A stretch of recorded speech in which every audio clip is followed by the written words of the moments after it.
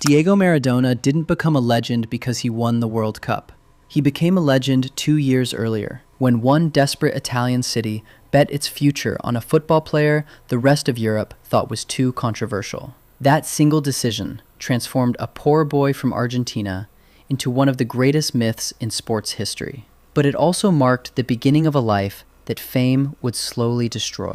Every legend has a beginning. Maradona's was far from luxury. He was born on October 30th, 1960, in Lanús, just outside Buenos Aires, before growing up in Villa Fiorito. His family was poor. Sometimes they struggled to afford basic necessities. But there was one thing Diego always had: a football. To him, it wasn't just a toy, it was an escape. Neighbors quickly noticed something unusual. The little boy didn't simply play football. He controlled it as if the ball refused to leave his feet. By the age of 8, he had joined Las Cebollitas, a youth team that would soon become famous for one reason alone: a child named Diego Maradona. Nobody knew it then, but football had just discovered its next superstar. Success came frighteningly fast. At just 15 years old, Maradona made his professional debut. Most teenagers worried about school, while Diego was already playing against grown men. Only months later, he became the youngest player ever to represent Argentina's senior national team. Then came 1979, the FIFA World Youth Championship. Maradona dominated the tournament. He won the Golden Ball. The world suddenly realized this wasn't simply another talented youngster. This was football's future. Everything seemed to be happening exactly as planned. But becoming famous is very different from becoming immortal, and Diego was about to learn that lesson. In 1981, Maradona fulfilled every Argentine child's dream. He signed for Boca Juniors. Fans adored him immediately. His name echoed through packed stadiums. Soon afterward, Europe came calling. Barcelona paid a record-breaking fee to bring him to Spain. Surely this was the moment everything changed. Except it wasn't. His years in Barcelona became a frustrating mix of brilliance and disappointment. Injuries, illness, violent tackles, controversy. Everyone knew Maradona was gifted, but something was missing. He had the talent and the fame, yet somehow, he still hadn't found his destiny. That destiny was waiting somewhere unexpected. Not Madrid, not Barcelona, but one overlooked city in southern Italy. A city desperate for a miracle.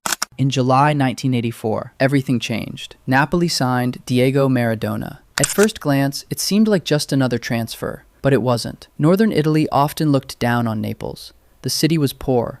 It lacked the prestige of Milan or Turin. Napoli had never truly challenged for Italy's biggest trophies. Its people didn't just want a football player. They wanted hope. When Maradona arrived, nearly 75,000 fans packed the stadium simply to welcome him. At that moment, Diego stopped representing only himself. He carried an entire city's dreams. This wasn't just a new club, it was a new identity, the turning point that changed his life forever. And what happened next would make both Napoli and Maradona immortal.